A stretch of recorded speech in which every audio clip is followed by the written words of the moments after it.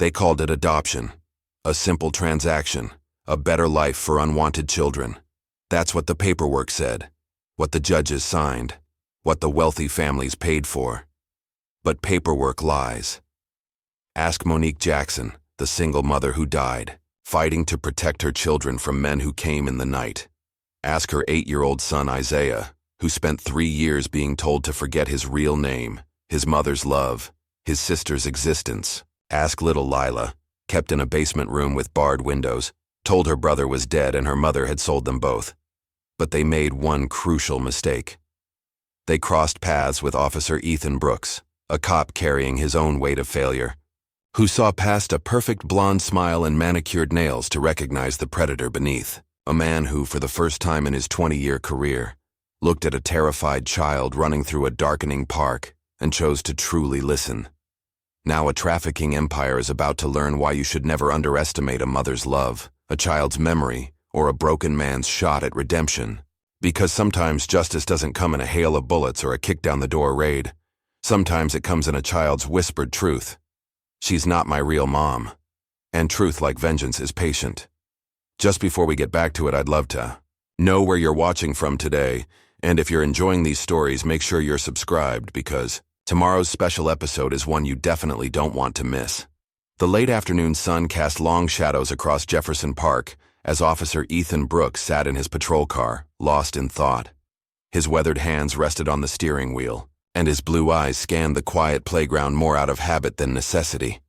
The park was nearly empty now, with just a few parents gathering their children as dinner time approached.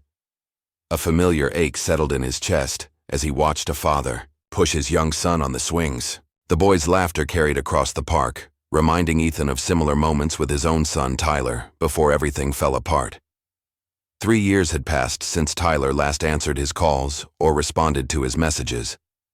The divorce had been hard on everyone, but losing his relationship with Tyler cut deeper than anything else. Some protector I turned out to be, Ethan muttered to himself, running a hand through his graying hair. At 45, he'd learned that some wounds time couldn't heal. The guilt of not being there enough for Tyler gnawed at him daily, especially during quiet moments like this. He'd thrown himself into his work after the divorce, taking extra shifts and volunteering for holiday duty, anything to keep his mind off the empty house and unanswered messages. The sound of running footsteps jolted Ethan from his thoughts. Through his rearview mirror, he spotted a small figure racing toward his patrol car. The boy couldn't have been more than 8 years old, tears streaming down his dark face as he ran. His right arm was clutched close to his chest, and pure terror filled his eyes. Ethan immediately stepped out of his car, his instincts kicking in as the boy reached him. The child's breaths came in ragged gasps, and his whole body trembled with fear. His t-shirt was torn at the sleeve, and there were grass stains on his jeans as if he'd fallen while running. "She's not my real mom," the boy cried out, his voice breaking with fear. "Please, please help me, don't let her take me back there." Before Ethan could respond, a white woman in her late 30s came hurrying across the park. Her blonde hair was perfectly styled, and her designer clothes seemed out of place for an afternoon at the playground. Something about her polished appearance felt wrong for someone who'd just been chasing after a child. Her heels clicked against the pavement as she approached, each step precise and measured despite her apparent hurry. "Isaiah, stop this nonsense right now," the woman called out, her voice carrying a sharp edge despite her attempt at a pleasant tone. "Officer, I'm so sorry about this. He's been acting out lately.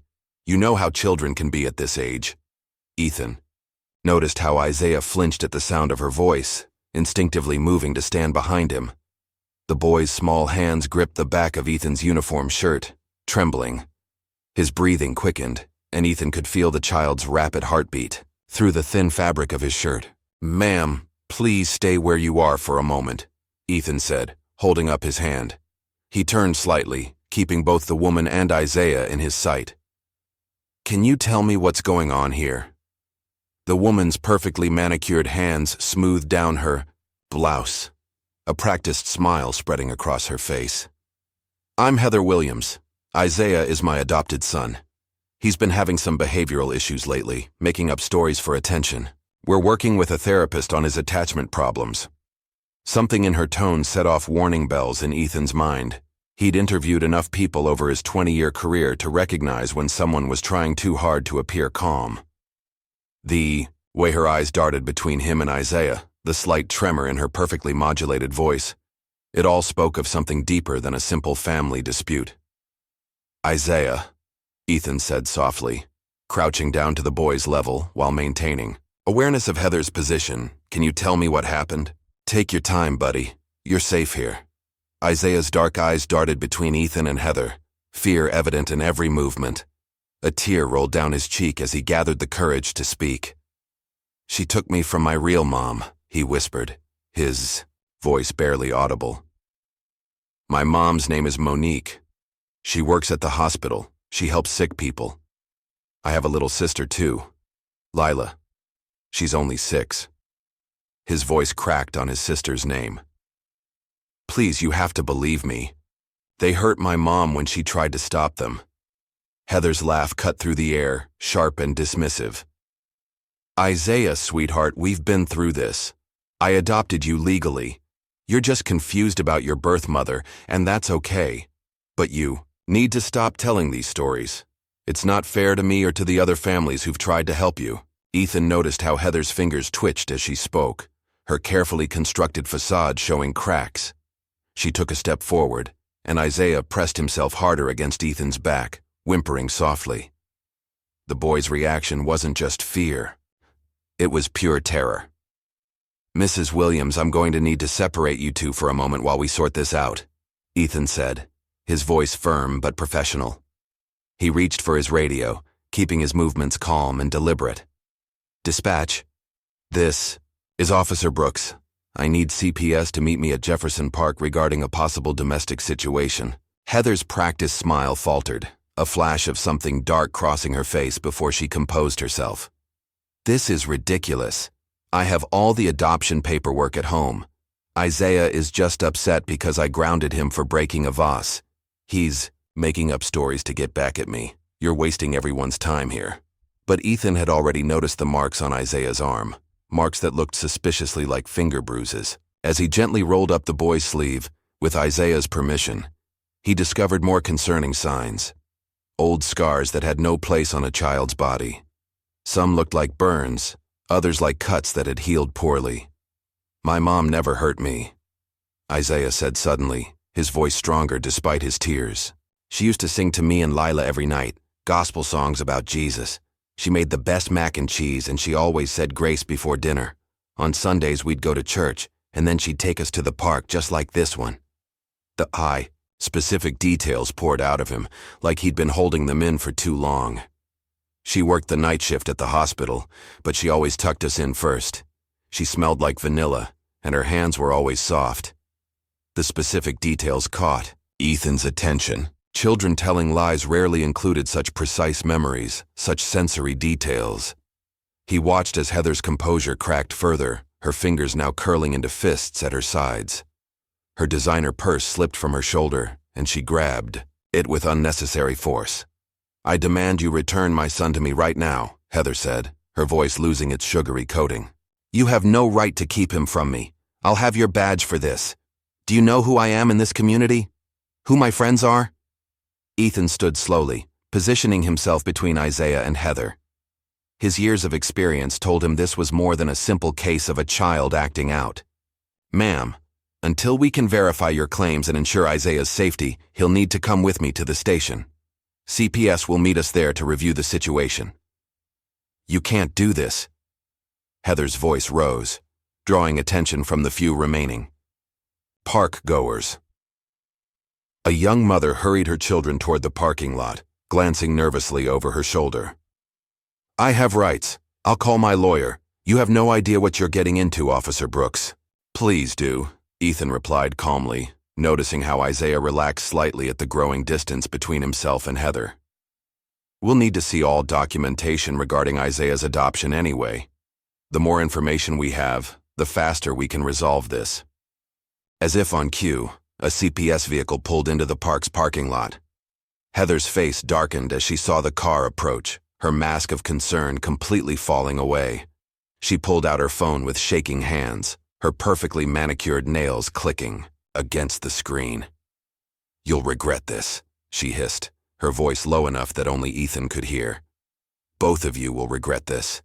You have no idea who you're dealing with." While Heather made her calls, pacing back and forth in her expensive heels, Ethan knelt beside Isaiah again. "You're safe now," he said softly. "Can you tell me more about your sister? Anything you remember might help us find her." Isaiah's eyes welled with fresh tears, but his voice was steadier now. "Lila's really smart. She was just learning to read when—" He swallowed hard. "She was crying when they took her somewhere else. I promised Mom I'd protect her, but I couldn't." His small shoulders shook with suppressed sobs. "They hurt Mom. When she tried to stop them, there were these men. They came at night." The boy's voice trailed off, his eyes taking on a distant look that Ethan had seen too many times in trauma victims. "She fought so hard," Isaiah whispered. "Mom kept screaming for us to run, but they caught us anyway. They put us in different cars. Lila was crying for me." Ethan felt his heart constrict. In 20 years of police work, he'd seen plenty of ugly situations, but something about this felt different. The specificity of Isaiah's memories, the way Heather's demeanor had shifted, the physical evidence on Isaiah's body. It all pointed to something far more sinister than a child acting out. The CPS worker, a middle-aged woman named Sandra, approached them carefully. Her sensible shoes made no sound on the pavement, and her gentle demeanor provided a stark contrast to Heather's aggressive energy. "Hi there," she said warmly to Isaiah. "Would you like to come with me? We can talk somewhere quiet and maybe get you something to eat?" Isaiah looked up at Ethan, fear flickering across his face again.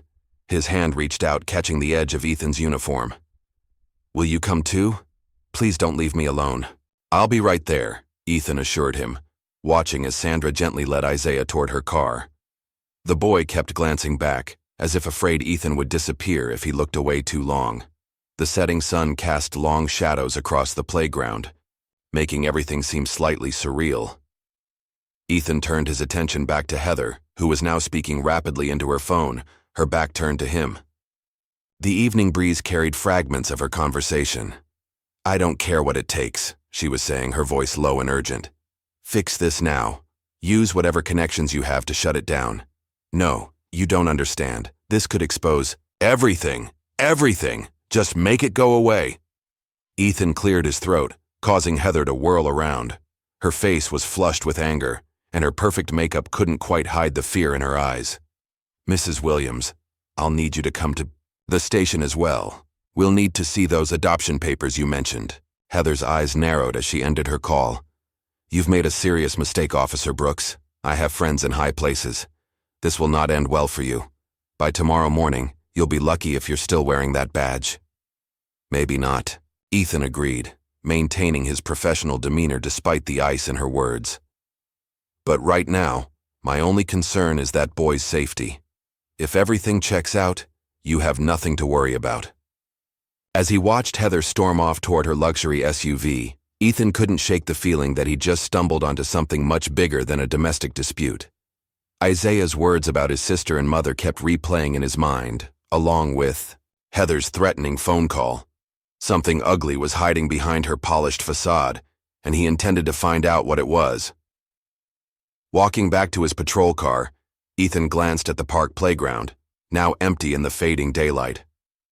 The swings moved gently in the evening breeze, creaking softly like wounded things. Paper trash skittered across the ground, and somewhere in the distance, a dog barked. The peaceful scene from earlier seemed like it had happened in another lifetime. He thought of Tyler again, of all the ways he'd failed as a father. The memory of his son's disappointed face haunted him daily, but this time, it steeled his resolve rather than weakening it. Maybe he couldn't fix his past mistakes, but he could make sure this boy didn't slip through the cracks. "Not this time," he murmured, starting his car. "Not this kid." The fluorescent lights of the police station buzzed overhead as Ethan spread out the so-called adoption papers across his desk. Something wasn't adding up. The documents Heather had provided were filled with inconsistencies, missing signatures, unclear dates, and sections that appeared to have been altered. Each discrepancy made his suspicions grow stronger.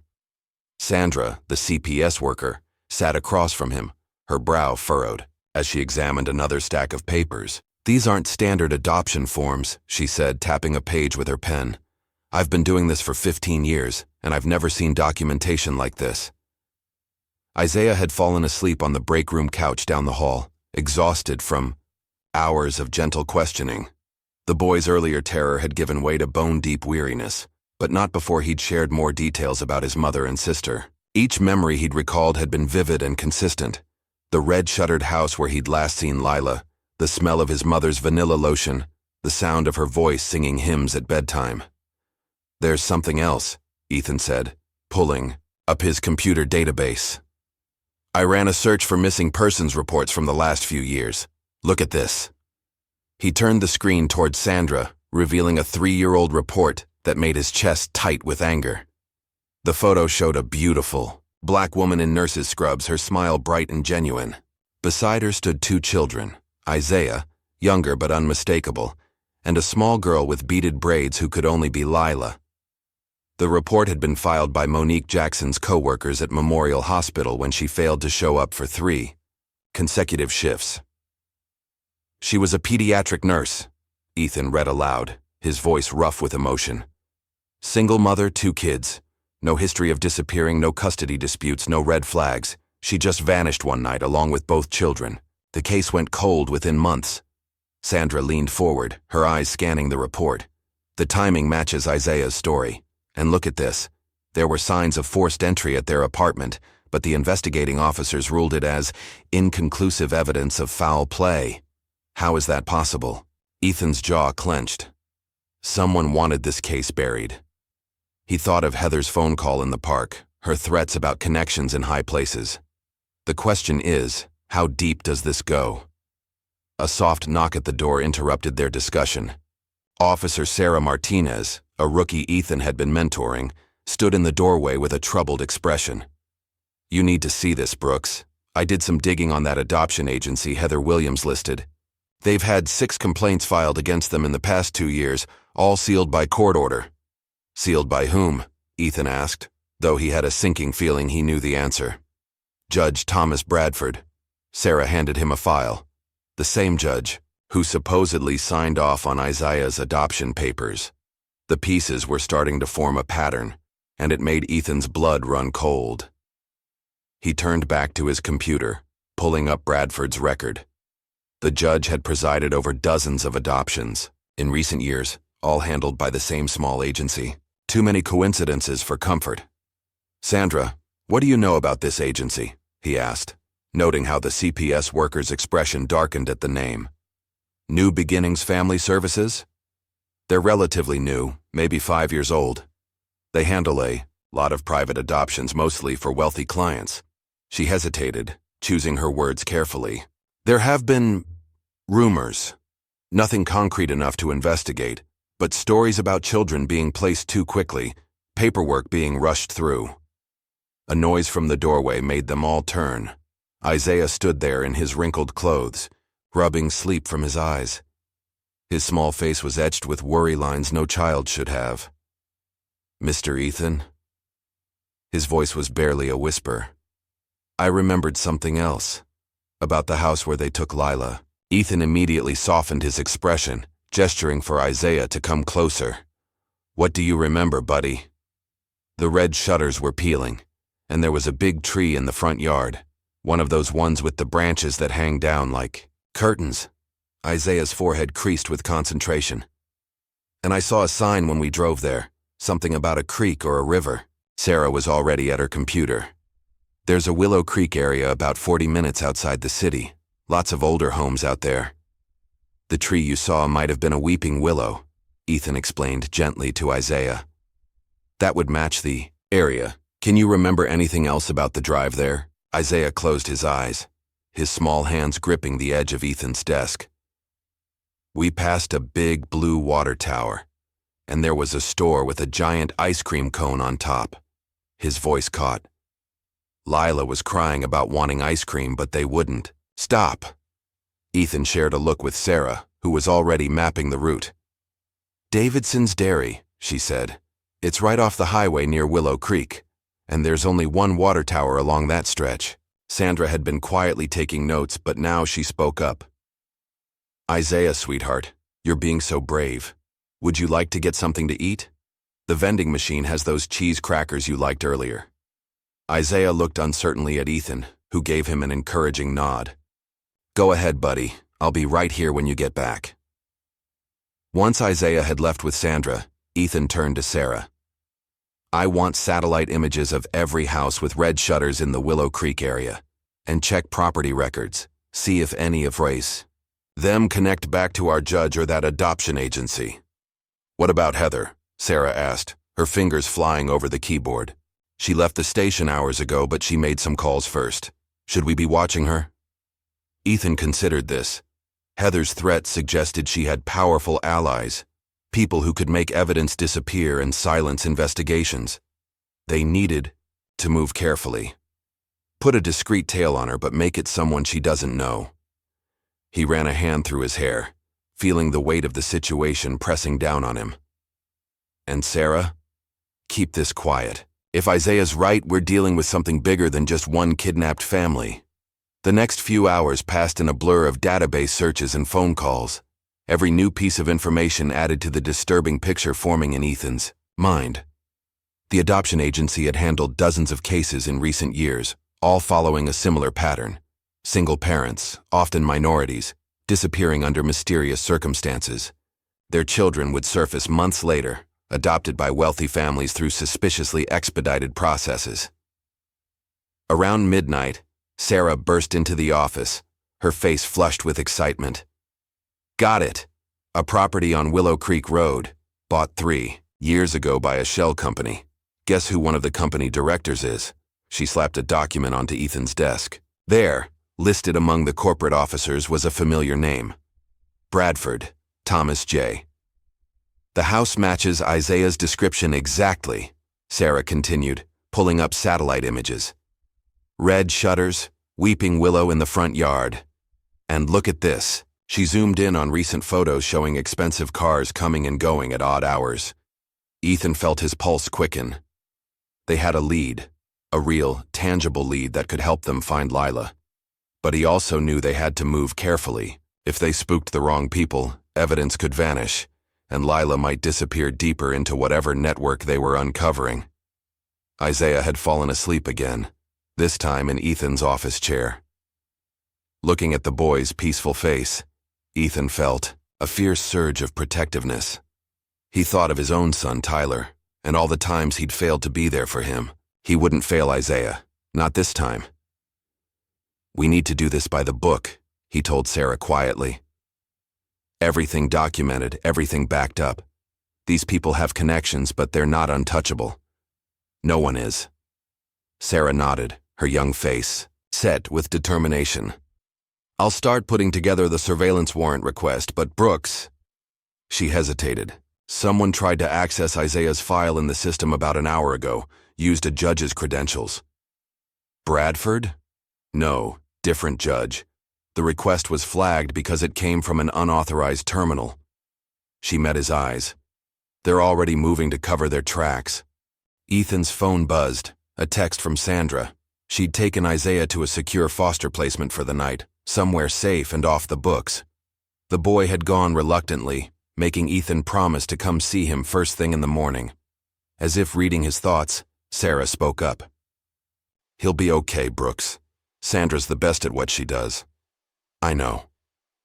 Ethan stared at the satellite image of the house with the red shutters, thinking of another little girl who might be trapped inside.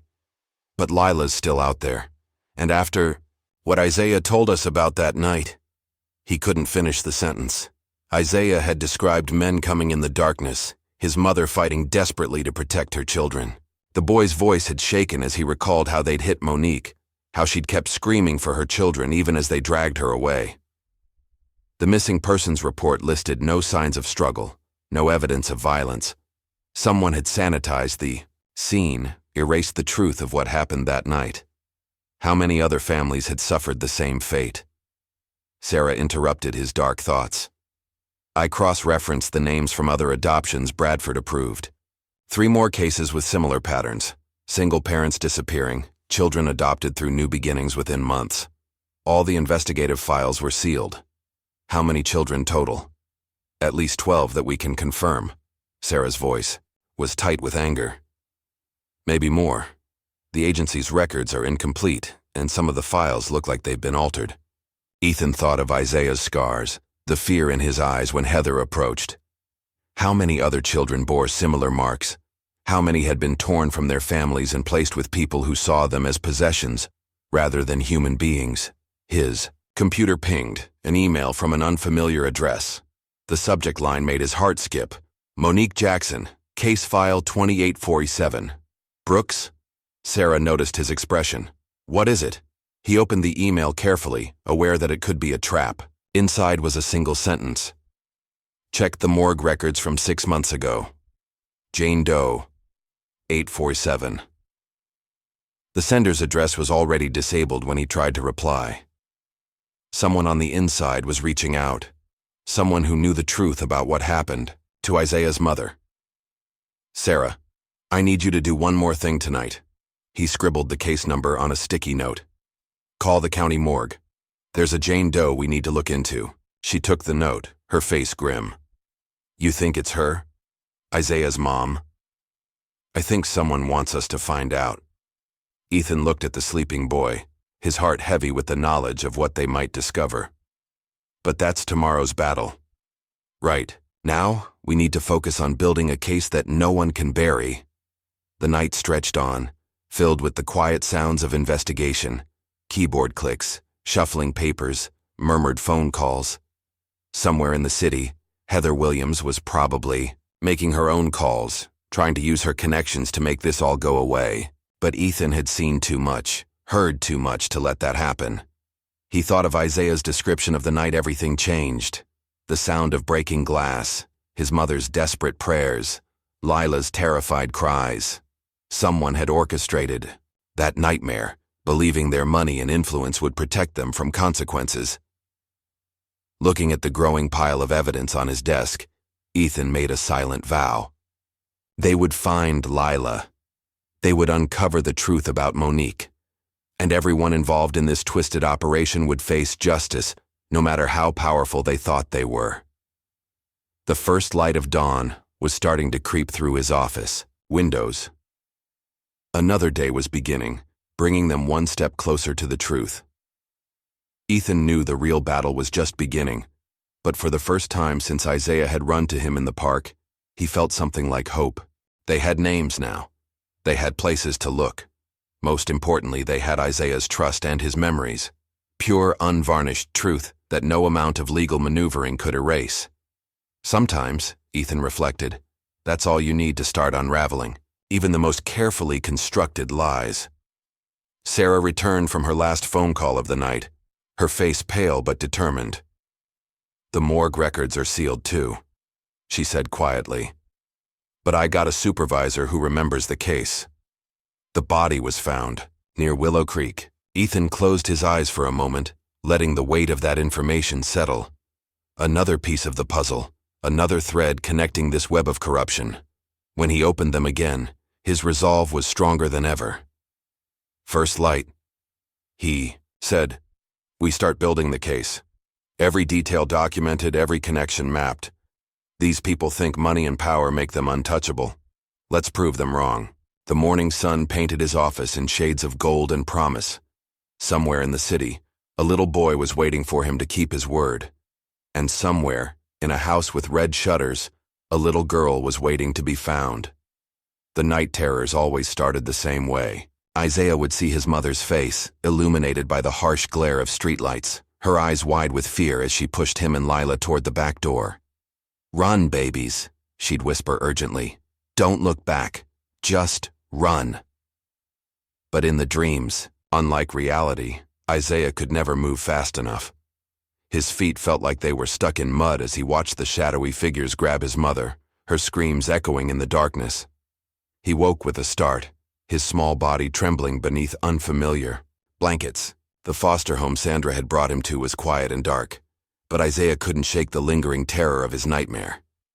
Tears rolled down his cheeks as he hugged his knees to his chest. trying to make himself as small as possible. "Mom?" he whispered into the darkness. "I'm sorry, I'm so sorry." A soft knock at the door made him jump.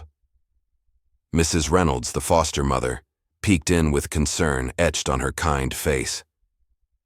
"Isaiah? I heard you crying, sweetheart. Would you like some hot chocolate?" Isaiah hesitated, then nodded slowly.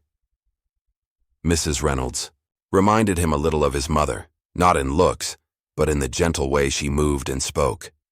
She hadn't tried to hug him or force him to talk since he arrived, and that made him feel safer somehow.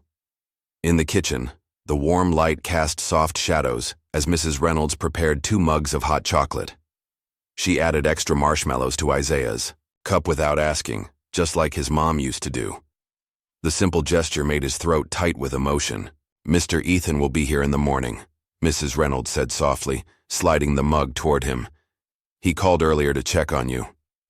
Isaiah wrapped his hands around the warm mug, remembering how safe he'd felt when Officer Brooks had protected him from Heather in the park. It seemed like days ago, though it had been less than 24 hours. "I keep seeing it," Isaiah whispered, staring into his hot chocolate. "The night they took us, Mom was making dinner. Mac and cheese with the crispy breadcrumbs on top. Lila was doing her homework at the kitchen table. Everything was normal, and then Mrs. Reynolds sat quietly, letting him take his time with the memory. The kitchen clock ticked softly in the background, marking the peaceful silence. There was a noise at the front door. Mom looked scared right away, like she knew something bad was coming. She told us to go out the back way to run to Mrs. Thompson's house next door. Isaiah's voice shook. But they were already in the backyard too, these men in dark clothes. Mom tried to fight them when they grabbed Lila. She knocked one of them down, but there were too many. The hot chocolate sat untouched, growing cold as Isaiah's memories spilled out. They hit her. She fell, but she kept trying to get up. Kept calling our names. Lila was screaming for her, but they put her in one car and me in another. I promised Mom I'd protect Lila, but I couldn't even stay with her. "Oh, sweetheart." Mrs. Reynolds' voice was thick with emotion. "None of that was your fault. You were just a little boy against grown men." "But I promised," Isaiah insisted, tears falling faster now. "And then they took me to that first house where everything was cold and dark. Different people kept coming to look at me, like I was something in a store. Then Heather came, and she picked me like you'd pick a puppy." His small hands clenched into fists. "She said I should be grateful, that she was giving me a better life than my real mom could. But Mom gave us the best life. We didn't have fancy things, but we had love. We said prayers together every night, and she never hit us or locked us in the basement when we cried." The implications of that last statement hung heavy in the air. Mrs. Reynolds fought to keep her face neutral, though her heart ached for the trauma this child had endured. "Isaiah," she said gently, "you're safe now. No one here will hurt you like that. And Officer Brooks, Mr. Ethan, he's going to find Lila. He promised, remember?" Isaiah nodded, finally taking a small sip of his now lukewarm chocolate. "He reminds me of how Mom was with her patients at the hospital. She always said that helping people who can't help themselves is the most important job in the world." The memory brought a ghost of a smile to his face. "She worked in the children's wing. Sometimes she'd let me and Lila come visit after school, and we'd help her make the sick kids laugh. She knew all these funny songs, and she'd teach them to us." His voice grew stronger as he recalled happier times. "On Sundays, she'd wake us up early for church. Lila always complained about the scratchy tights she had to wear, but Mom said we had to look our best for Jesus. After church, we'd go to the park or the library. Mom said feeding our minds was just as important as feeding our bodies." Mrs. Reynolds listened, understanding that Isaiah needed to hold on to these memories, to remind himself that his life hadn't always been filled with darkness. "She sounds like an amazing mother," she said softly. "She was the best." Isaiah's lower lip trembled. Do you think she's okay? The bad men hurt her really bad that night." Before Mrs. Reynolds could respond, another memory seemed to hit Isaiah. "The red house," he exclaimed. "I just remembered something else about where they took Lila. There was a broken windmill in the yard, and you could hear trains at night. Lila was scared of the train sounds at first. Mrs. Reynolds immediately reached for her phone. "I'm going to text Officer Brooks about that right now. Every detail helps, sweetheart." Isaiah watched her send the message, his young face set with determination despite his exhaustion. "Mr. Ethan said Lila might be scared and confused when we find her. But I remember all her favorite songs and stories. I can help her remember who she really is." The clock showed it was nearly 3 in the morning, but Isaiah seemed more awake now, energized by his sense of purpose. "Mom used to say that memories are like treasure. Nobody can steal them if you keep them safe in your heart. That's why Heather could never make me forget, no matter how much she tried." His voice dropped to a whisper. "She used to get so mad when I talked about Mom or Lila. She said they weren't my real family anymore, that I needed to forget them and be grateful for my new life. But how can you forget part of your heart?" Mrs. Reynolds fought back her own tears at the quiet wisdom in his words. "You can't, sweetheart, and you shouldn't have to. Sometimes," Isaiah continued, gaining confidence in the safety of the quiet kitchen, "when Heather would lock me in the basement, I'd sing the songs Mom taught us. It helped me remember who I really was, even in the dark. Lila's favorite was 'This Little Light of Mine.' Mom said it was about keeping hope alive no matter what." He hummed a few bars of the familiar hymn, his sweet voice carrying the melody that had comforted him through countless dark nights. "Do you think Lila still remembers the songs?" "I'm sure she does," Mrs. Reynolds assured him.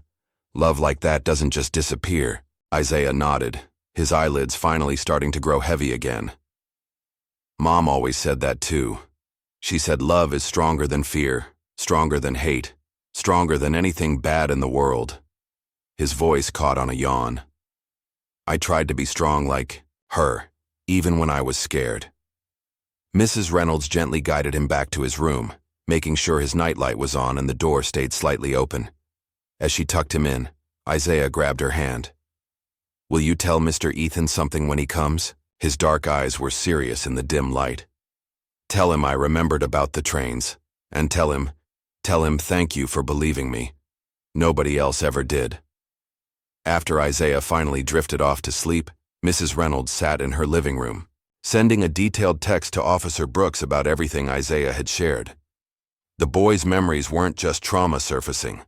They were vital clues that could help find his sister and uncover the truth about what happened to his mother.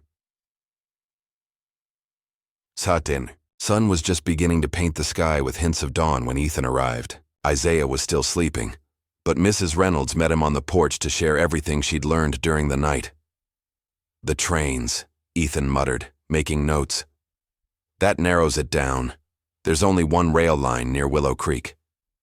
He looked up at Mrs. Reynolds, his face showing the strain of a sleepless night. "How is he?" "Stronger than any child should have to be," she replied softly. "But healing. He trusts you, Officer Brooks. That's no small thing given what he's been through." Ethan nodded, his jaw tight with emotion. "We're close to finding Lila. I can feel it. And maybe..." He hesitated. "Maybe we can finally give him answers about his mother, too." Inside, Isaiah stirred in his sleep. But this time, his dreams were different. He saw his mother's face bathed in sunlight instead of shadows, heard her laugh instead of her screams. In his dream, she held him and Lila close, singing their favorite hymn as she swayed gently back and forth. "This little light of mine," she sang softly. "I'm gonna let it shine." Even in sleep, Isaiah smiled, holding tight to the memory of her voice. No one could take that away from him, not Heather, not the men in dark clothes, not all the fear and pain of the past 3 years. His mother's love was a light that kept burning, guiding him through the darkness toward hope. When he woke later that morning, the sun was streaming through his window, and he could smell breakfast cooking downstairs. For the first time in years, he didn't immediately feel afraid. Instead, he felt something that had been missing since that terrible night. Purpose. He had told Mr. Ethan everything he could remember about the red house, about the trains, about the broken windmill that creaked in the wind. Every memory, was another piece of the puzzle, another step closer to finding Lila. And maybe, just maybe, finding out what happened to their mother too. Isaiah touched the small cross necklace he wore, the only thing he'd managed to keep when they took him from home. It had been his mother's, pressed into his hand during those final chaotic moments. The metal was warm against his skin, like a constant reminder of her love. "I won't give up, Mom," he whispered to the morning light. "I promise." Downstairs, he could hear Mr. Ethan's voice talking with Mrs. Reynolds. He sounded tired but determined, just like Mom used to sound after a long night shift at the hospital. The thought gave Isaiah courage. He wasn't alone anymore. Someone was, finally fighting for him, for Lila, for the truth. And the truth, his mother always said, was like the sun. It might hide behind clouds for a while, but it always finds its way out eventually. Isaiah held on to that belief as he got ready to face another day, another step closer to making their broken family whole again. Dawn painted the sky in shades of steel gray as Ethan's unmarked police car crept along Willow Creek Road. The steady rumble of an approaching freight train vibrated through the morning air, the same sound Isaiah had remembered hearing during his nights of captivity. In the passenger seat, Sarah studied satellite images on her tablet, methodically comparing them to each property they passed. The tension in the vehicle was palpable as they searched for the house that matched Isaiah's memories. "There," Sarah whispered, suddenly touching Ethan's arm. She pointed to a weathered Victorian home set back from the road, partially hidden behind overgrown shrubbery. Red shutters, peeling with age, hung askew from grimy windows, their faded paint matching Isaiah's description perfectly. A broken windmill stood sentinel in the unkempt front yard, its rusty blades creaking with each gust of wind. And there, dominating the landscape, stood a massive weeping willow, its branches creating the curtain-like effect Isaiah had described. Ethan pulled over 2 houses down, cutting the engine. They'd spent the last 12 hours building their case, gathering evidence, and securing warrants. 3 separate judges had reviewed their documentation, ensuring that no legal loophole could be exploited by the powerful people they were about to confront. Now, with a SWAT team staged nearby and backup units in position, they were ready to move. "All units, stand by," Ethan spoke quietly into his radio, his voice steady despite the adrenaline coursing through his veins. "Remember, our primary objective is the safety of the minor female, Lila Jackson. Age 9, black female, approximately 4 feet tall. Approach with extreme caution. Subject may be traumatized and frightened. No sudden movements or loud voices once we locate her." Sarah's fingernails dug into Ethan's arm. "Brooks, movement at the back door," she hissed, raising her binoculars. Through the pre-dawn gloom, they watched a woman hurry from the house toward a waiting car. She was carrying something. No, someone. A small figure wrapped in what appeared to be a blanket struggled weakly in her arms. The woman's expensive coat and heels seemed incongruous with the dilapidated property, much like Heather's polished appearance had been at the park. "All units move in now." Ethan gunned the engine, gravel spraying as they accelerated toward the house. The SWAT team emerged from their positions like shadows coming to life, converging on the property from all sides. The sound of boots on grass and the metallic click of weapons being readied filled the air. The woman spotted them and made a desperate dash for her car, still clutching her struggling burden. But before she could reach the vehicle, 2 police cruisers blocked her escape route, their lights cutting through the morning darkness. She spun around, wild-eyed, and Ethan got his first clear look at what she was carrying. A little girl, frighteningly thin, with beaded braids just like in Monique's photo. Lila's dark eyes were wide with terror as she tried to make sense of the chaos erupting around her. "Put her down," Ethan's voice boomed through his vehicle's speaker. "Put her down and step away with your hands where we can see them." The woman, middle-aged, with perfectly styled gray hair and an expensive camel hair coat, looked frantically for an escape route. Finding none, she slowly lowered Lila to the ground, her manicured hands trembling. The moment her feet touched the asio, earth, Lila tried to run, but her legs gave out beneath her. Months or years of confinement had left her muscles weak. Ethan was out of his car and running before she hit the ground. He reached her just as Sarah took the woman into custody, the familiar sound of handcuffs clicking shut accompanied by the woman's protests about her lawyers and connections. "Lila," Ethan said softly, crouching down beside the trembling child. He kept his movements slow and deliberate, remembering how Isaiah had reacted to sudden gestures. "Lila, my name is Ethan. I'm a police officer, and I'm here to help you. Your brother Isaiah sent me to find you." The girl's head snapped up at her brother's name, disbelief warring with desperate hope in her eyes. "Isaiah." Her voice was hoarse, barely above a whisper, as if she hadn't used it much lately. "You know my brother?" They told me he was dead." "He's very much alive, sweetheart. He's safe now, and he told me how to find you. He remembered everything, the red shutters, and the willow tree, and the sound of the trains at night. He never forgot you, not for a single day." Teresa spilled down Lila's hollow cheeks, cutting clean tracks through the dirt on her face. She looked severely malnourished, her clothes hanging loose on her small frame. But there was still a spark of her mother's strength in her eyes as she asked, "Can I see him, please?" "Very soon," Ethan promised, shrugging off his jacket to wrap around her shoulders. She was shivering, though whether from cold or shock he couldn't tell.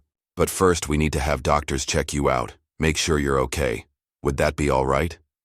Lila nodded, then suddenly grabbed Ethan's arm with surprising strength, her small fingers digging into his sleeve. "Don't let them separate us again. Please. They said Isaiah was dead. They said Mom gave us away because she didn't want us anymore. They said nobody was looking for me." Ethan's jaw clenched at the cruelty of their lies. "Nobody will ever separate you again, Lila. I give you my word. And everything they told you was a lie. Your mother loved you more than anything in this world. Isaiah never stopped looking for you, and now you're safe."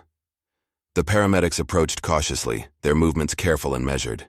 Ethan stayed right beside Lila as they checked her vital signs and began their initial assessment. Their faces grew increasingly grave as they documented signs of long-term neglect.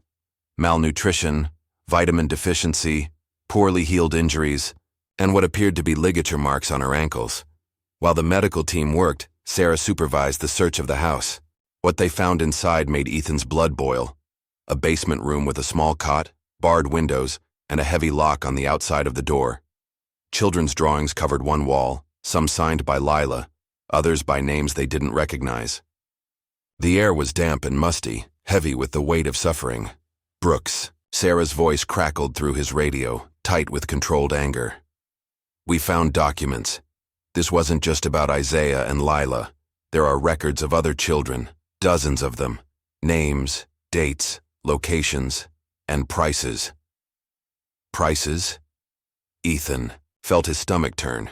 They were selling them, taking kids from vulnerable families and selling them to wealthy couples who didn't want to wait for legal adoption processes. Papers rustled in the background. "And look who signed off on all the paperwork. Our friend Judge Bradford's signature is on everything, along with bank transfer records and notes about procurement costs and handling fees." "Get all of that to the DA immediately," Ethan ordered, watching as the paramedics prepared to transport Lila. "And Sarah? Check those names against missing persons reports. Let's find out how many families they've destroyed." In the ambulance, Lila hadn't let go of Ethan's hand. The paramedics worked around him, starting an IV to begin treating her dehydration. "Isaiah really sent you?" she asked again, as if afraid this was all a dream she might wake from. "He didn't forget me? He never stopped looking for you, Lila. Never stopped loving you. He remembered everything. The songs your mom used to sing, the prayers before dinner, even the way she smelled, like vanilla. He kept all those memories safe, just like your mom taught you to do." Fresh tears welled in Lila's eyes. Is Mom okay?" "They said she was gone, but they lie about everything. They're all liars." Ethan's heart clenched painfully in his chest. He couldn't lie to her. These children had been lied to enough. But he couldn't bring himself to tell her the full truth yet either, not when she was already so fragile. "We're still looking for her, sweetheart. Right now, let's focus on getting you better so you can see Isaiah. One step at a time, okay?" At the hospital, a team of doctors and social workers was waiting. They whisked Lila away for a thorough examination, while Ethan stepped out to make a call that would change these children's lives forever. "Sandra, it's Brooks. We found her. Can you bring Isaiah to Children's Hospital?" He heard Sandra's relieved exclamation, followed by sounds of immediate movement. "But Sandra, prepare him. She's been through a lot.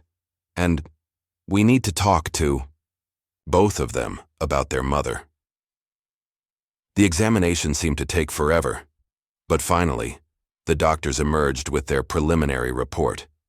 Despite the severe neglect and psychological trauma, Lila would recover physically. She was malnourished and weak, with various minor injuries, but nothing that wouldn't heal with proper care.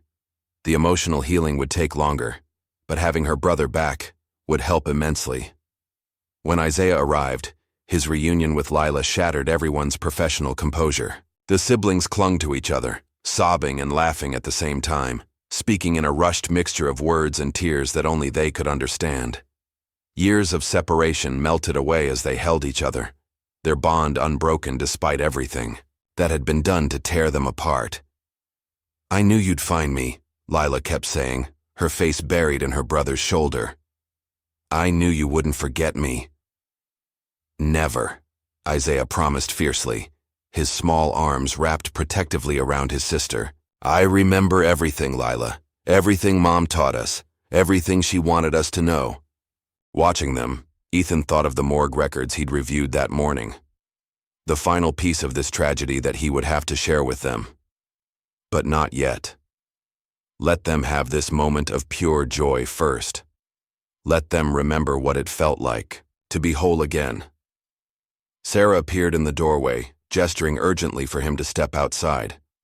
Her face was grim, her normally composed features tight with emotion. "The woman we arrested at the house. She's talking, trying to cut a deal." Sarah's voice shook with barely contained rage. "She confirmed everything. They targeted single parents, especially minorities, used their connections to bury investigations, paid off cops, judges, social workers, anyone who might ask questions. And Ethan. She told us about Monique." Ethan closed his eyes, though he'd already known what was coming. The Jane Doe in the morgue. DNA tests had confirmed it that morning. Monique Jackson had died fighting to protect her children, her body, dumped near Willow Creek like so much garbage.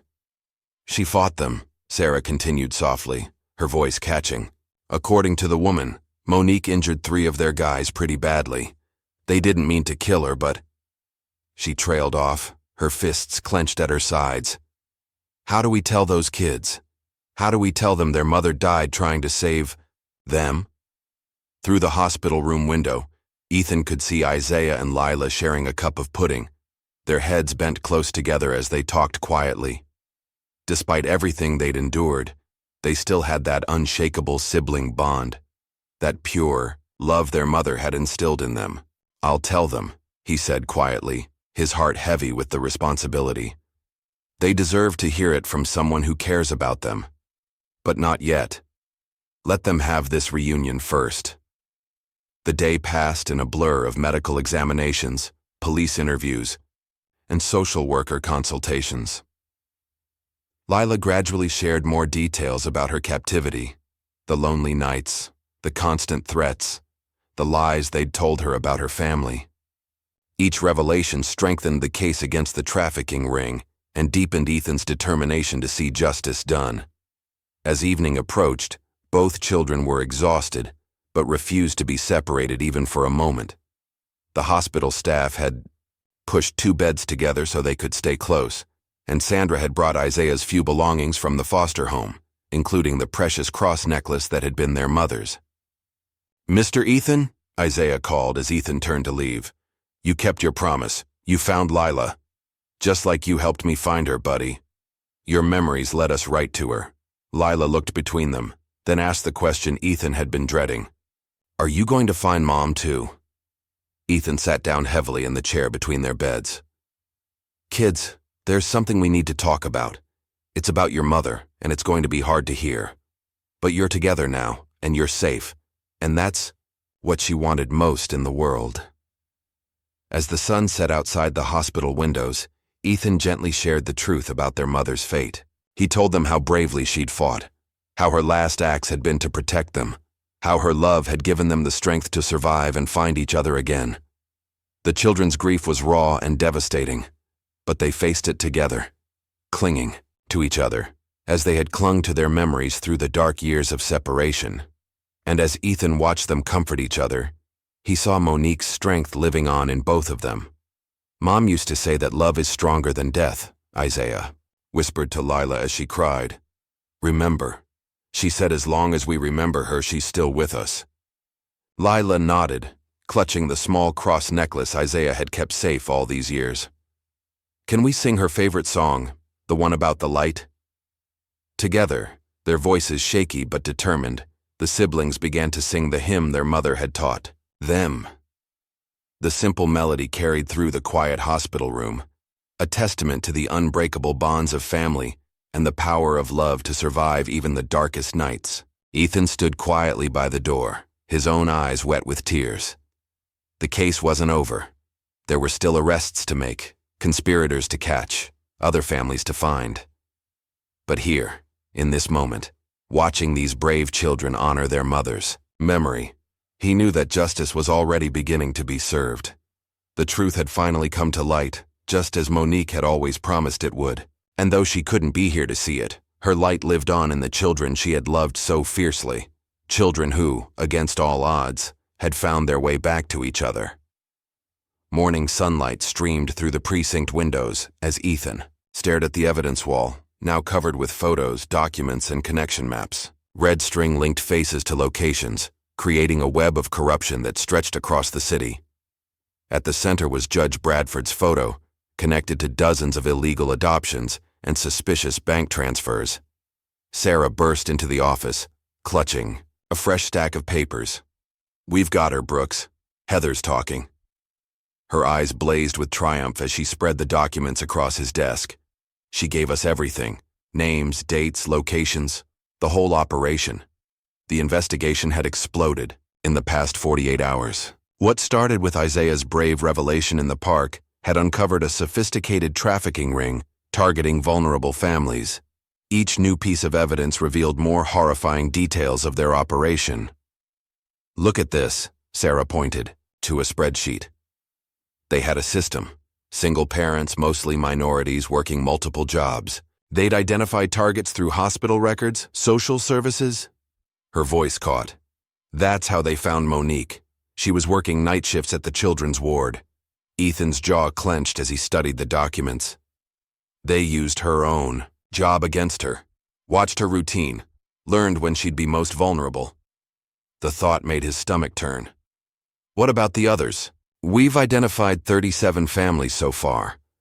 Sarah's voice shook with barely contained rage. 22 children successfully placed with wealthy clients. The rest. She couldn't finish the sentence. "How many survived?" Ethan asked quietly. 19. Confirmed alive. 3 deceased. The others are still missing. Sarah sat heavily in a chair. Some of the buyers didn't know the truth. Others suspected but didn't want to ask questions. And then there were ones like Heather, fully aware and actively involved. A knock at the door interrupted them. Officer Martinez stood in the doorway, her expression grim. "DA's here, and you're going to want to see who they just brought in." They followed Martinez to the interview rooms. Through the one-way glass, Ethan saw Judge Bradford sitting alone at the table, his expensive suit wrinkled from a night in custody. The man's arrogance had finally crumbled, replaced by the haunted look of someone who knew their world was collapsing. "He's ready to deal." The DA, Michael Chen, said without preamble, "But he wants guarantees, protection." "Protection?" Ethan's voice was dangerous and quiet. "Like the protection these children needed? Like the protection Monique Jackson needed?" Chen held up his hands. "I know. Trust me, I know. But his testimony could bring down the entire network. We're talking corrupt officials across 3 states, Brooks. Politicians, doctors, social workers. People who helped identify vulnerable targets and falsify documents." Ethan thought of Isaiah and Lila, now safely in temporary foster care with Mrs. Reynolds. They were starting to heal, but the scars, both physical and emotional, would take years to fade. And they were the lucky ones. They had survived. They had found each other again. "What's he offering?" Sarah asked, her notebook ready. Names of every client who knowingly purchased trafficked children. Evidence of bribes paid to officials. Bank records showing money laundering through legitimate adoption agencies. Chen's eyes were hard. And the location of the missing children. Ethan's head snapped up. All of them? He claims to know where each child was placed, says he kept records as insurance. Chen grimaced, though he presents it as wanting to ensure their welfare. The hypocrisy made Ethan's blood boil, but he forced himself to focus on the bigger picture. More children could be saved. More families could find closure. Sometimes justice meant dealing with devils. "Fine," he said finally, "but I want something else from him first. A recorded confession about Monique Jackson's case. Every detail. Those kids deserve to know exactly what happened to their mother." Chen nodded. "I'll make it happen. In the meantime, you should see this." He handed Ethan a flash drive. Security footage from a convenience store near the Jackson house, night of the abduction. Police lost it during the original investigation, but one of Bradford's associates held on to a copy. Insurance again. Back at his desk, Ethan plugged in the drive with trembling hands. The grainy footage showed a quiet street at night, then movement, 2 black SUVs pulling up to a small house, men in dark clothing emerging, moving with practiced efficiency. The timestamp matched the night Monique and her children disappeared. There, Sarah pointed at the screen. "Back door." They watched as 2 figures ran from the house, children, one carrying the other. Isaiah trying to protect Lila, just as he'd promised his mother. But they were quickly caught, separated, forced into different vehicles. Then Monique burst out of the house, wielding what looked like a baseball bat. She managed to strike 2 of the men before they subdued her. Even then, she kept fighting, kept trying to reach her children until a blow to the head finally stopped her. Ethan stopped the video, his hands shaking with rage. "Get this to the DA, and make copies, lots of them. This evidence doesn't disappear again." The next few days passed in a whirlwind of arrests and revelations.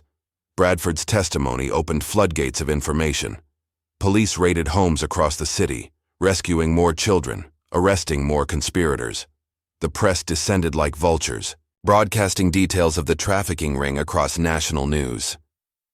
Through it all, Ethan kept his promise to Isaiah and Lila, visiting them daily at Mrs. Reynolds' home. He watched as they began to heal, their resilience astounding everyone who knew their story. They had started therapy, both individually and together, working through their trauma with the help of caring professionals. "Mr. Ethan," Isaiah said, one afternoon as they sat in Mrs. Reynolds' sunny backyard. "The news lady said they found more kids like us. Did they find their moms too?" Ethan chose his words carefully. "Some of them, buddy. We're still looking for others. But because of you, because you were brave enough to tell the truth, all these other families have a chance to be whole again." Lila, who had been quietly coloring nearby, looked up. "Mom would be proud, right? Because we helped stop the bad people?" "She would be so proud of both of you," Ethan assured them, his heart aching with love for these remarkable children. "She is proud of you."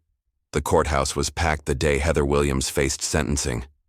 Isaiah had asked to attend, to face the woman who had tried to steal his identity and erase his mother's memory. Ethan stood beside him in the gallery, ready to support him if the emotions became too much. Heather looked smaller somehow, her designer clothes replaced by prison orange, her carefully maintained facade crumbling as the charges were read. Trafficking, kidnapping, conspiracy, accessory to murder. The list went on and on. When the judge, a new one untainted by corruption, asked if anyone wished to speak, Isaiah stood. His voice shook at first, but grew stronger as he addressed the court. "My mom taught us that hate makes your heart sick," he said clearly. "So I don't hate you, Mrs. Williams. But I want you to know that you failed. You couldn't make me forget who I am. You couldn't make me forget my mom or my sister or where I came from, and now everyone knows the truth." The courtroom was silent as Isaiah returned to his seat. Ethan saw tears on more than a few faces, including some of the hardened court officers. Even Heather seemed shaken by the quiet dignity of the boy she had tried to break. The sentence, when it came, was severe. Multiple life terms, no possibility of parole. Similar sentences had already been handed down to Bradford and other key conspirators. The trafficking ring was being dismantled piece by piece, its victims finally receiving justice. But the real victory wasn't in the courtroom. It was in the quiet moments Ethan witnessed between Isaiah and Lila as they rebuilt their bond.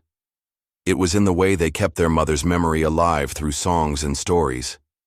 It was in their determination to help other children who had suffered similar fates. 1 month after Heather's sentencing, Ethan sat with the siblings at Monique's grave. They had helped choose the headstone, simple but beautiful, with her favorite Bible verse carved beneath her name. Isaiah and Lila had planted flowers, telling their mother about everything that had happened. "Mom always said the truth comes out in the end," Lila said softly, arranging fresh roses against the stone, like light shining in the darkness. "That's right," Isaiah agreed, his arm around his sister's shoulders. "And she said love is stronger than anything bad in the world." Ethan watched them lean against each other. These extraordinary children who had survived the unthinkable with their spirits intact. They were living proof of their mother's wisdom. Love had proven stronger than hatred, stronger than greed, stronger than all the forces that had tried to tear them apart. The investigation continued, reaching into other cities, uncovering more cases, saving more children. Each new rescue brought both heartbreak and hope. Heartbreak for the trauma these families had endured, hope for the healing that could now begin. Sarah had taken charge of a special task force dedicated to finding the remaining missing children. Every day brought new leads, new possibilities. The evidence seized from Bradford and his conspirators had created a roadmap to help other victims find their way home. But for Ethan, the most important victory was right in front of him. Isaiah and Lila were thriving in Mrs. Reynolds' care, their bond growing stronger each day. They still had nightmares sometimes, still flinched at sudden movements or loud noises, but they were healing, supporting each other, keeping their mother's memory alive in everything they did. The media called it one of the biggest trafficking busts in state history. Documentaries were being made, books were being written, laws were being changed to prevent similar crimes.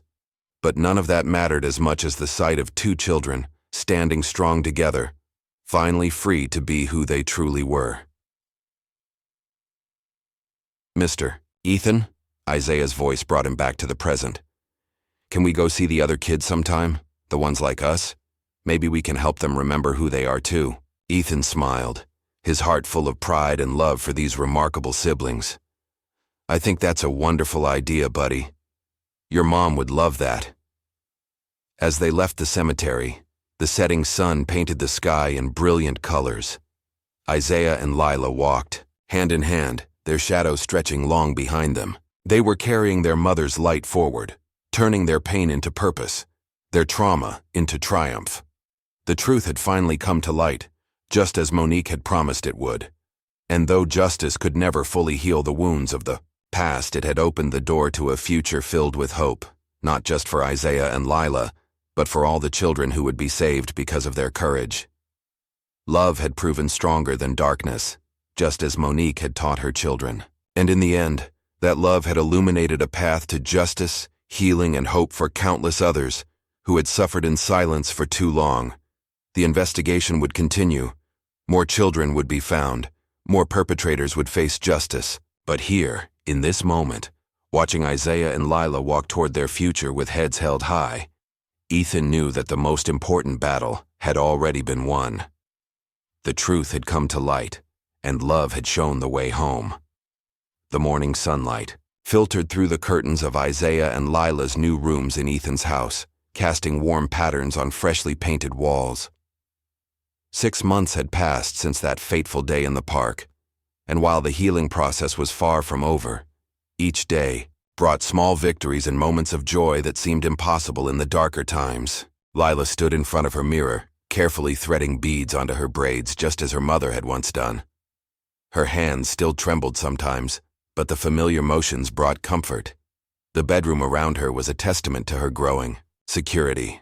Soft purple walls she had chosen herself, photographs of happy moments with Isaiah and Ethan, and a handmade quilt from Mrs. Reynolds covered her bed. Down the hall, Isaiah sat cross-legged on his own bed, surrounded by homework. His teachers had been amazed by his progress, noting how quickly he was catching up after years of neglect. But more impressive than his academic achievements was his emotional growth. The constant fear that had haunted his eyes was fading, replaced by a quiet confidence. Ethan watched from the doorway, his heart full as he observed Isaiah's concentration. The decision to adopt both children had come naturally, though the process had been complex. His own journey of healing, rebuilding his relationship with his son Tyler while creating a new family with Isaiah and Lila, had taught him that love could expand in ways he'd never imagined. "Need help with that math?" Ethan asked, knocking gently on the doorframe to announce his presence. He'd learned early on that sudden movements or sounds could trigger painful memories for both children. Isaiah looked up with a smile that still made Ethan's heart catch, so much like his mother's, according to the photos they'd found. "I think I've got it. Ms. Parker showed me a new way to solve these problems." "Good morning," Lila's voice chirped as she appeared behind Ethan, her newly beaded braids swaying. She'd grown stronger over the months, her formerly gaunt frame filling out with proper nutrition and care. The doctors were pleased with her physical recovery, though they noted she still had a way to go. "Morning, sunshine," Ethan replied, stepping aside to let her enter her brother's room. "Sleep okay?" A shadow crossed Lila's face. She'd had another nightmare then. They came less frequently now, but still haunted both children's dreams.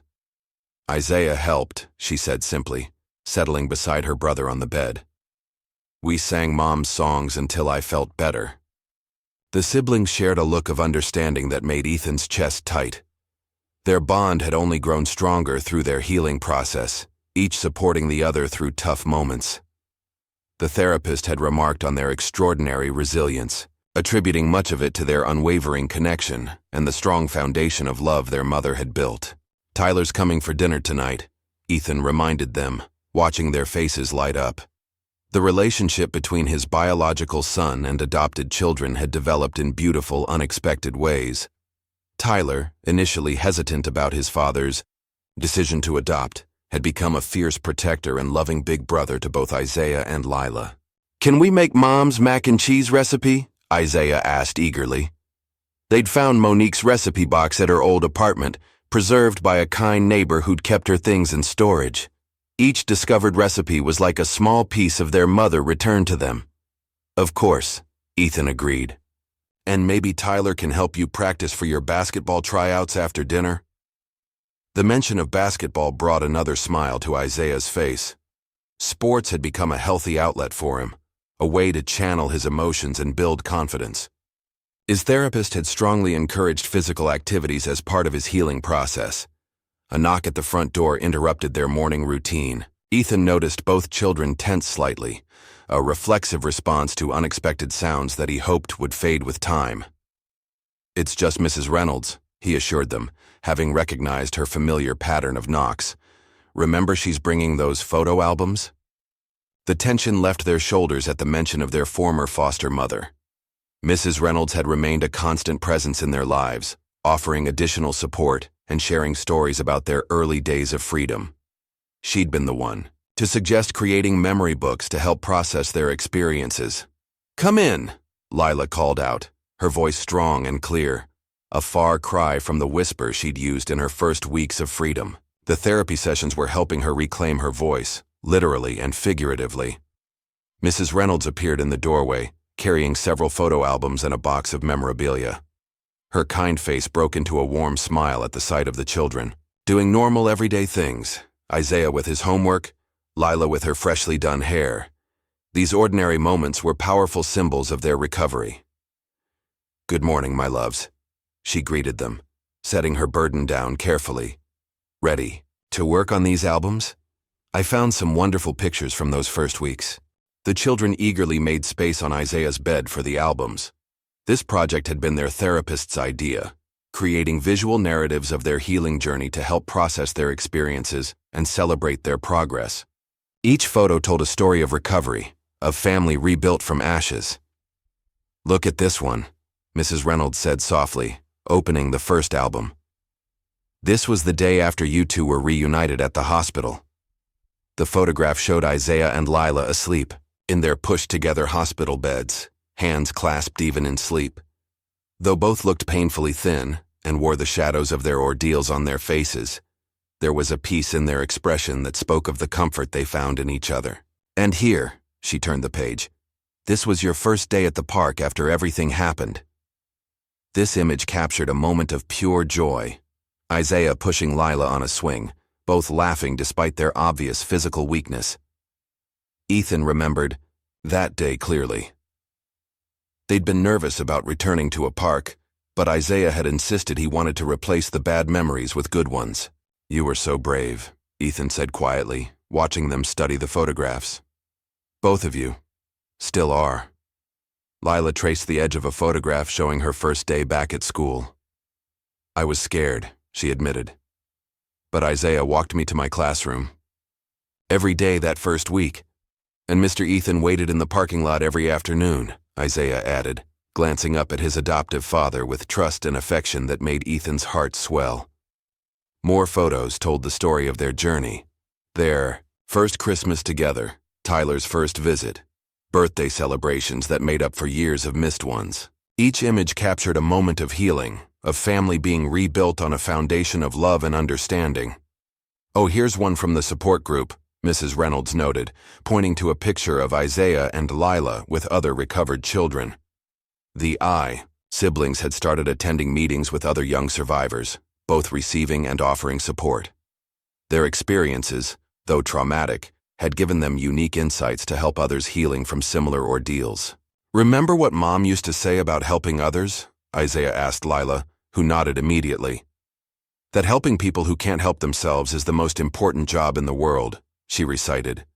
It was one of many of Monique's sayings that the children kept alive, weaving their mother's wisdom into their new life. The sound of another car pulling up outside made them all look up. Through the window they could see Tyler getting out of his vehicle, earlier than expected for dinner. He was carrying what looked like sports equipment, probably the new basketball he'd promised Isaiah. "Can we go say hi?" Lila asked, already, halfway to her feet. The fact that she asked instead of just running showed her growing understanding of boundaries and safety, another small victory in their recovery. "Of course," Ethan smiled, watching as both children hurried downstairs to greet their big brother. The sound of their excited voices and Tyler's warm laughter drifted up the stairs, a symphony of healing that filled the house with joy. Mrs. Reynolds stood beside Ethan, watching the reunion through the window. "They've come so far," she said, softly. "Monique would be so proud of them, of all of you." Ethan nodded, unable to speak past the lump in his throat. The past months had transformed all their lives in profound ways. His relationship with Tyler had healed as they worked together to support Isaiah and Lila. The children were recovering, growing stronger each day. Even his own wounds, the guilt over failing Tyler, the loneliness that had haunted him, were healing through the love of this unconventional family. Outside, Tyler was showing Isaiah how to dribble the new basketball while Lila offered enthusiastic commentary.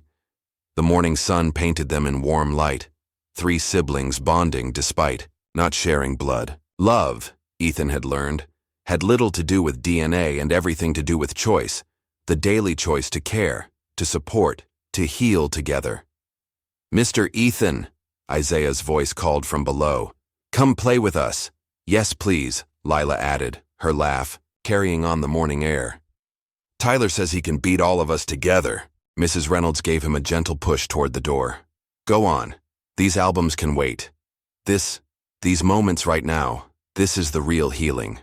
As Ethan joined his children in the driveway, he marveled at how far they'd all come.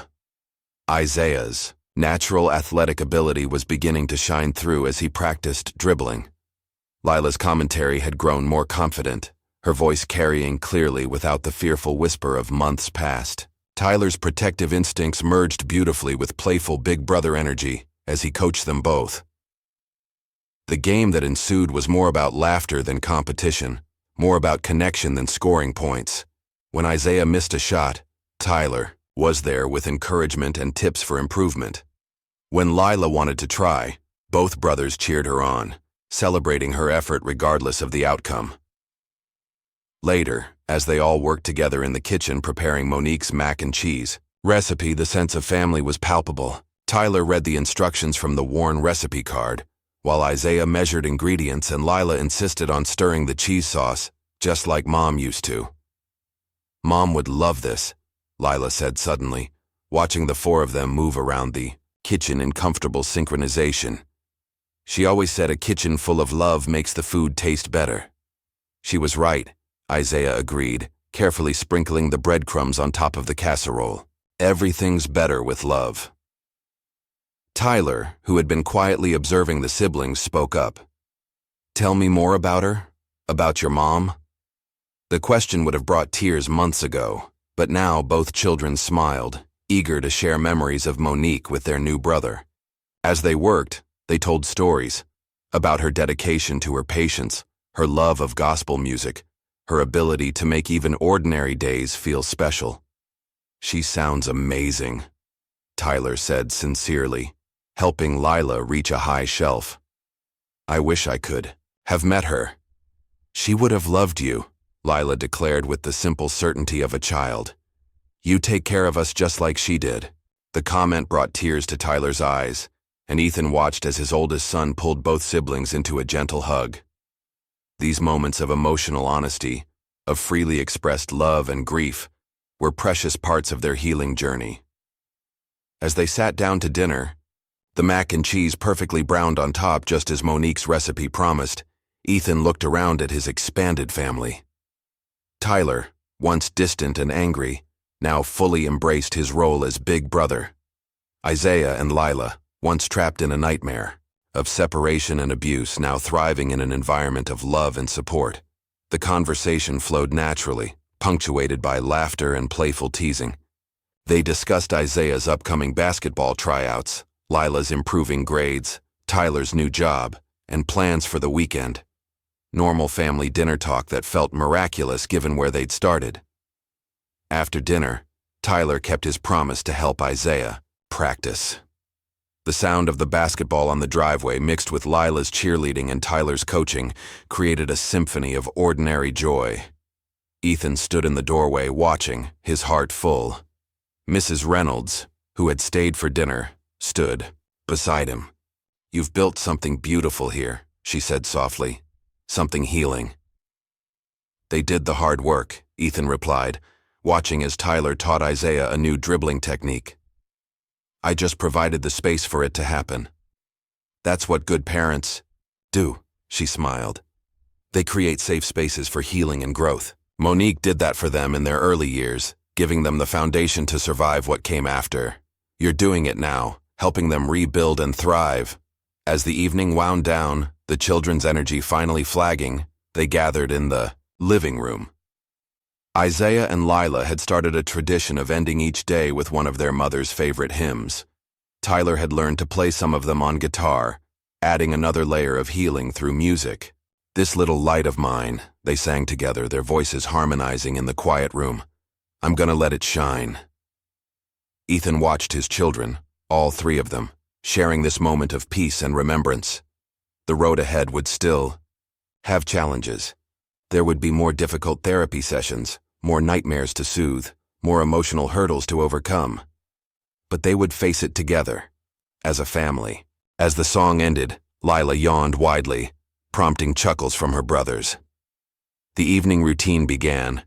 Teeth brushing, pajamas, final drinks of water. Tyler hugged his siblings goodnight, promising to return soon for more basketball practice and family dinners. In their rooms, Isaiah and Lila settled into beds that represented safety rather than confinement. Their nightlights cast soft glows that kept the darkness at bay, and their doors remained slightly open, small but significant details in their ongoing recovery. "Good night, Mr. Ethan," they called out in unison, using the name that had evolved, from formal address to term of endearment. Soon Ethan knew they might feel ready to call him Dad. But there was no rush. Like everything in their healing journey, it would happen in its own time. "Good night, my loves," he replied, his heart full of gratitude for these extraordinary children who had taught him so much about resilience, love, and the power of family to heal even the deepest wounds. As he walked downstairs, Ethan paused to straighten a new family photo on the wall. It showed all four of them at a recent park picnic, smiling genuinely at the camera. Next to it hung a picture of Monique with Isaiah and Lila from happier days, ensuring that their mother remained a visible, honored part of their story. The house settled into nighttime quiet, but it was a peaceful silence rather than the heavy quiet of grief or fear. In their rooms above, Isaiah and Lila slept safely, their healing journey continuing even in dreams. And in this home built on love, understanding, and patience, hope continued to grow stronger with each passing day. The federal courthouse loomed before them, its stone steps crowded with reporters and cameras. Ethan held Isaiah and Lila's hands. As they made their way through the crowd, Tyler walking protectively behind them. This was the day they'd been preparing for, the final trial that would bring justice not just for their family, but for all the children who had suffered at the hands of the trafficking ring. Inside, the courtroom buzzed with tension. Heather Williams sat at the defense table, her designer clothes replaced by prison orange, her once perfect hair now limp and graying. Judge Bradford occupied the space beside her, his imperious demeanor shattered by months in custody. Behind them sat other defendants, social workers who had falsified documents, corrupt officials who had buried investigations, wealthy clients who had knowingly purchased trafficked children. Isaiah squeezed Ethan's hand as they took their seats in the front row. The boy had insisted on testifying, despite his therapist's concerns about the emotional toll. "Mom would want the truth to come out," he'd said with quiet determination. "All of it." The prosecutor, Rachel Martinez, approached their row. "Are you ready?" she asked Isaiah gently. They'd spent weeks preparing for this moment, ensuring he understood the importance of his testimony while protecting him from unnecessary trauma. Isaiah nodded, his shoulders straight, despite the fear evident in his eyes. Lila reached across Ethan to grab her brother's other hand. "Remember what Mom said about telling the truth," she whispered. "It sets you free." The courtroom fell silent as the judge entered, a different judge, one known for her integrity and commitment to children's rights. The trial began with opening statements, the prosecutor laying out the devastating scope of the trafficking operation. Evidence mounted as witnesses took the stand: former employees of the adoption agency, investigators who had uncovered the money trails, experts who detailed the psychological impact on the victims. When Isaiah's name was called, he stood with quiet dignity.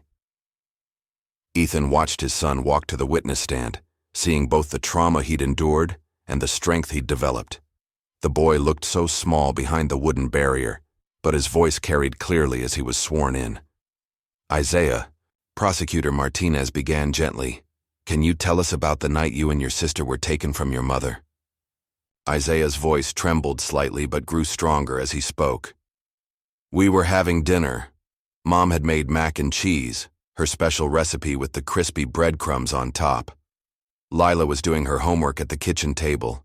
Everything was normal until we heard the noise at the front door." The courtroom was absolutely silent as Isaiah described the terror of that night. The men breaking in, his mother's desperate attempt to protect her children, the way they'd been separated and told they'd never see each other again.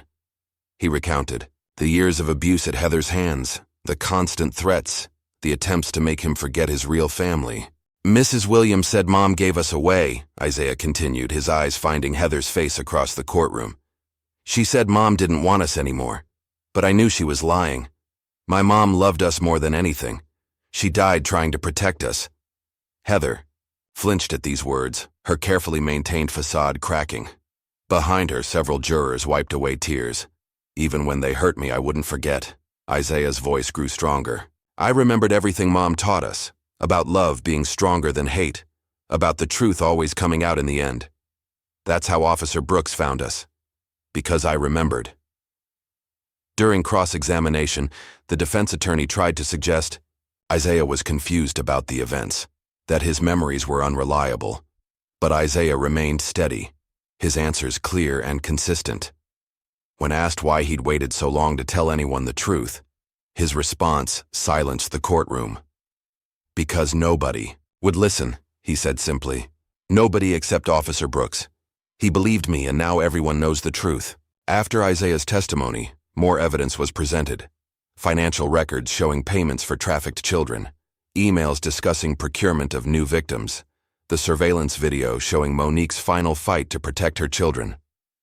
The prosecution built an overwhelming case of corruption, greed, and cruelty. Lila held Ethan's hand tightly as they watched Heather take the stand in her own defense. The woman's attempts to justify her actions fell flat in the face of the evidence. Her claims of providing better homes for the children rang hollow when confronted with proof of abuse and neglect. Did you know these children had been taken from their mother by force? The prosecutor asked. We provided opportunities, Heather insisted, her voice brittle. These children came from poverty, from single-parent homes. We gave them advantages their real families never could. Advantages? Rachel's voice dripped with controlled anger. Like locking Isaiah in a basement when he cried for his mother? Like telling Lila her brother was dead? Like covering up Monique Jackson's murder? Heather's composure finally cracked. She wouldn't let go, she burst out. We tried to reason with her, offered her money, but she wouldn't give up her kids. What else were we supposed to do? The courtroom erupted in shocked murmurs. The judge called for order as Heather realized what she'd admitted. Her lawyers looked stricken. Judge Bradford was the last to testify, having agreed to provide evidence against his co-conspirators in exchange for considerations in sentencing. He detailed how the trafficking ring had operated, how they'd identified vulnerable families, falsified documents, and buried investigations. We chose targets carefully, he admitted, unable to meet anyone's eyes. Single parents working multiple jobs, especially minorities, people we thought wouldn't have the resources to fight back, people whose disappearances wouldn't attract too much attention. During closing arguments, Rachel Martinez stood before the jury holding the cross necklace that had belonged to Monique, the one Isaiah had managed to keep throughout his captivity. This necklace survived because love survived, she told the jury. Because a mother's love gave her children the strength to hold on to who they really were. Monique Jackson died protecting her children. She deserved justice then. Her children deserve justice now. All these children deserve justice. The jury deliberated for less than 3 hours. The verdicts were read one after another, guilty on all counts. Heather's face crumpled as she heard her sentence. Multiple life terms. No possibility of parole. Judge Bradford and the other conspirators received similar sentences, their crimes too numerous and severe for leniency. As the courtroom emptied, Isaiah and Lila approached the prosecutor's table. Rachel knelt to their level as Isaiah handed her a small envelope. What's this? She asked softly. Pictures of Mom, Lila explained. We want you to keep them, so you remember why you fought for us. Rachel embraced both children, her professional demeanor breaking for a moment. I will never forget, she promised. None of us will. Outside the courthouse, reporters clamored for statements. Ethan started to guide the children toward their car, but Isaiah paused on the steps. Can I say something? He asked quietly. Like Mom would? Ethan nodded, understanding his son's need to speak his truth. The cameras turned as Isaiah faced them, holding his sister's hand. My mom taught us that love is stronger than anything bad in the world, he said clearly. She was right. Love helped us remember who we are. Love helped us find each other again. And love helped good people like Officer Brooks and Ms. Martinez fight for kids like us. Lila joined in, her voice harmonizing with her brother's. Mom also taught us that telling the truth sets you free. So if there are other kids out there who were taken like we were, don't be afraid to tell your truth. There are people who will listen. There are people who will help. The siblings' words made headlines across the country, inspiring other victims to come forward and spurring investigations into similar trafficking operations. Their story became a catalyst for change: stricter oversight of adoption agencies, better protection for vulnerable families, increased resources for investigating missing children cases. Back home that evening, the family gathered in the living room. Tyler had ordered pizza, a celebration of justice served and a new chapter beginning. Isaiah and Lila sat close together on the couch, emotionally drained but peaceful. "Mom would be proud of you both," Ethan said softly. "So proud." "We know," Isaiah smiled, looking at the family photo wall where Monique's picture held a place of honor. "She is proud. We can feel it." As night fell, the house settled into its familiar rhythm of evening routines. The children got ready for bed, their movements no longer haunted by fear.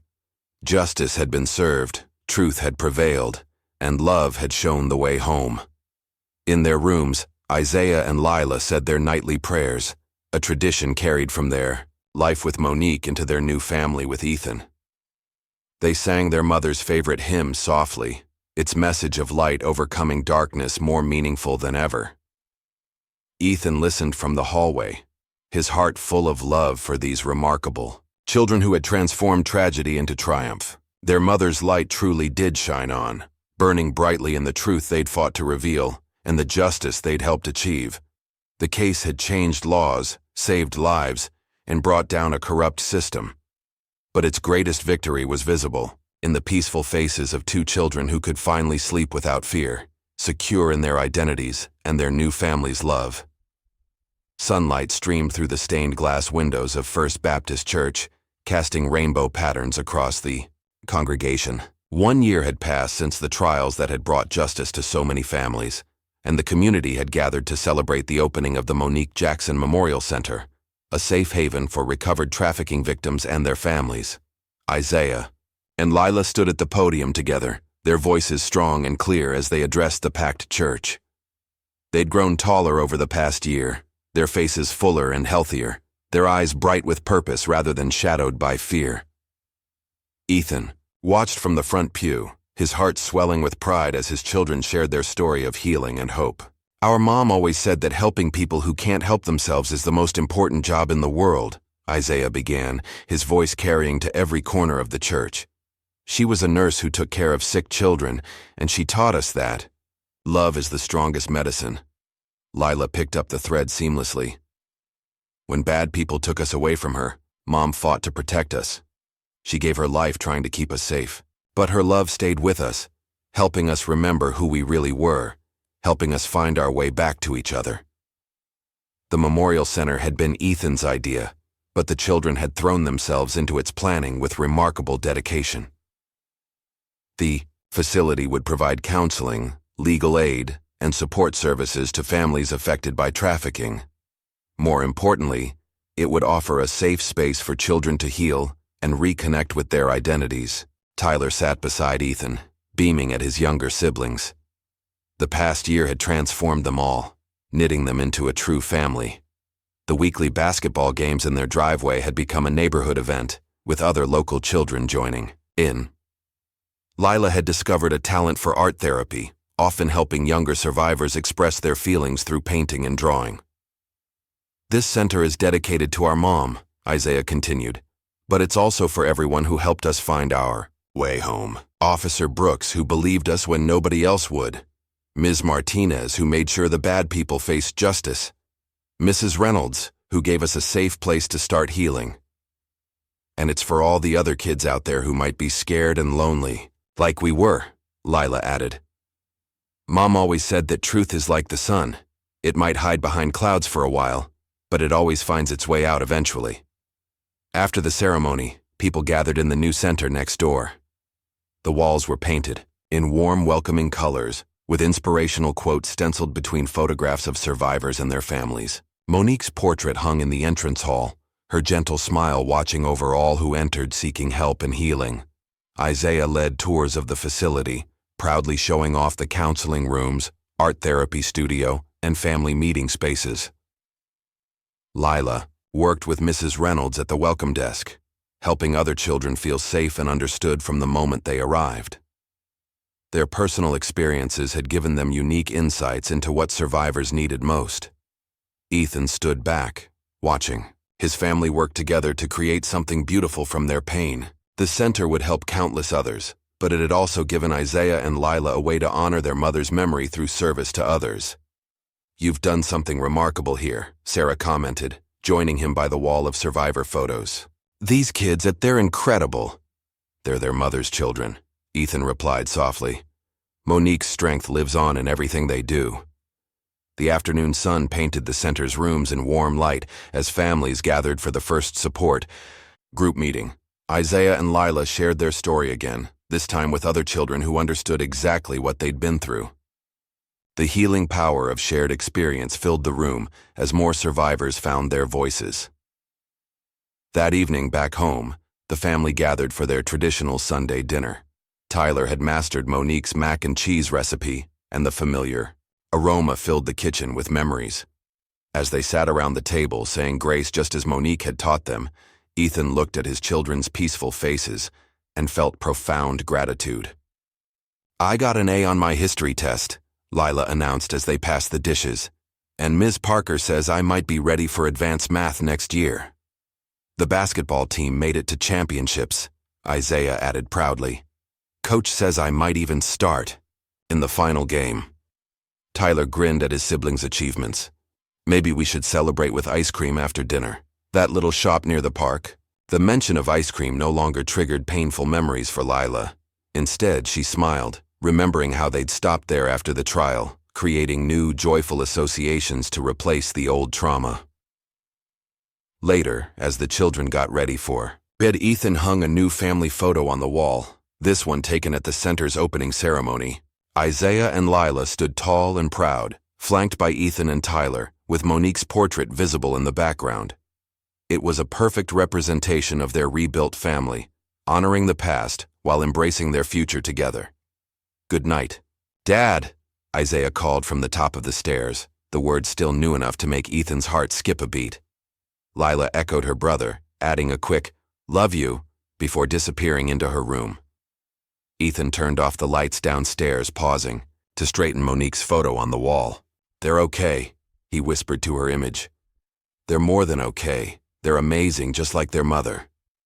The house settled into peaceful quiet, no longer haunted by fear or loss. Outside, stars twinkled in the clear night sky, reminding Ethan of another saying Monique had taught her children. "Love is like the stars. Even in the darkest night, it shows us the way home." In their rooms above, Isaiah and Lila slept safely, their dreams no longer plagued by shadows. And in this home built on love, truth, and healing, hope continued to light the way forward for all of them. If this story touched your heart, hit like and subscribe for more tales of justice, redemption, and the unbreakable bonds of family. Remember, in a world where truth often hides behind money and power, sometimes all it takes is one voice to bring light to the darkness. Like, subscribe, and share this story, because somewhere another child might need to hear that they're not alone.